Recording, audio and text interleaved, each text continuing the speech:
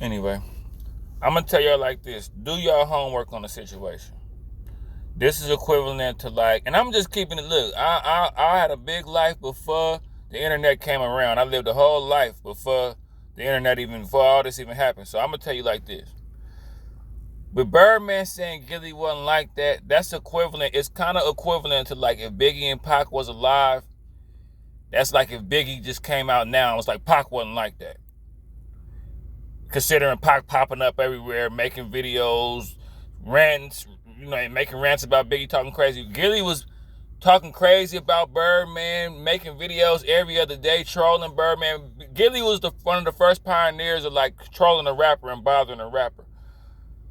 Talking shit about Birdman and Wayne all the time, making whole DVDs about it. So it's like, I get y'all, you saying he wasn't like that, but y'all do y'all homework on the situation. Y'all do y'all homework on the situation. Y'all go back and look. Like, okay, I get it. I could see how it's believable.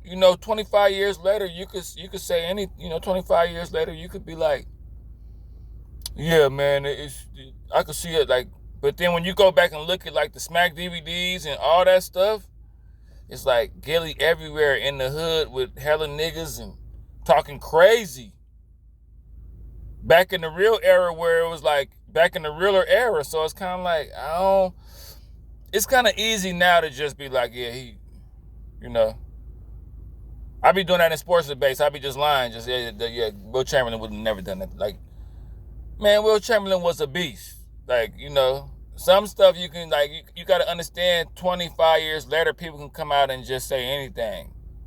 A lot of people wasn't alive. A lot of people now ain't alive. That was alive back then. It's people like locked up. It's people that done changed their life. Don't even care to talk about it. So it's like, but when you do your homework, I can tell you just from being a youngster, I'm an OG, I can tell you being alive and bright-eyed, bushy-tailed, soaking up everything in the midst of everything that was happening.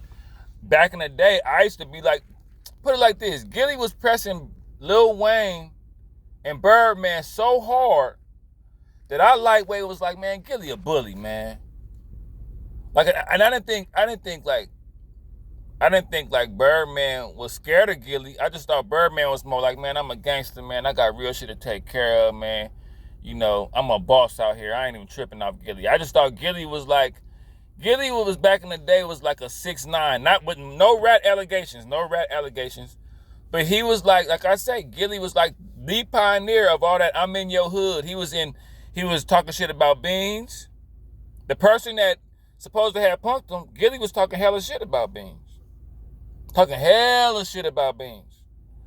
Back then, talking hella shit about Wayne, talking hella shit about Birdman. I think it was even shit where he was even in New Orleans, with like New Orleans niggas talking crazy about it. So it's easy to say now, like, but I'm telling you, from being y'all youngsters that's watching this, I got my young following is starting to kind of. So if you 20 watching this, if you 19, 17, 18, 22, 23 watching this, when I was y'all age and this stuff was happening, it wasn't like Birdman, like, you wouldn't think nothing like that. Now, I can't say this. Beanie Sigel was a bully back then. Beanie Sigel was like he was like, like these rappers that really do stuff to people. Like, how people get into it, messing with Lil Durk, Pooh Shiesty, Boosie, all these real people that you can't fool with and all that. Yeah, I know y'all might have seen Beans get knocked out as an old man, but Beans got locked up for beating somebody with a baseball bat in the height of his career. So that lets you know Beans was a bully. So let me tell you, that story could have happened out of mutual respect. Like, it could have been like, hey, Beans, I'm the bully. Hey, grab him by his shoulder. Gillie like, hey, man, I'm the shit starter with hella niggas. Like, I got Birdman and them out here. I really don't want nothing crazy to go down. I really don't, we out here on business, music type shit. I really don't want to, do all this shit. So let's just go outside. We both from Philly. Let's just go talk it out. It be like that sometimes.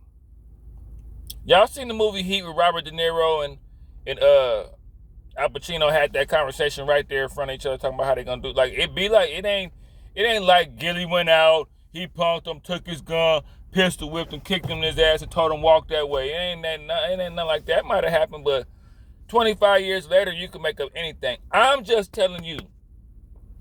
Go type in Gillie talk shit about Wayne. Go type in Gillie goes at Cash Money. Go type in shit when, like 20 years ago when Gillie was a youngster. And y'all do your homework like FY Man be saying, do your homework. Y'all go do your homework and then y'all tell me what y'all think. Because it's easy to say that now. And you know, BG just came home.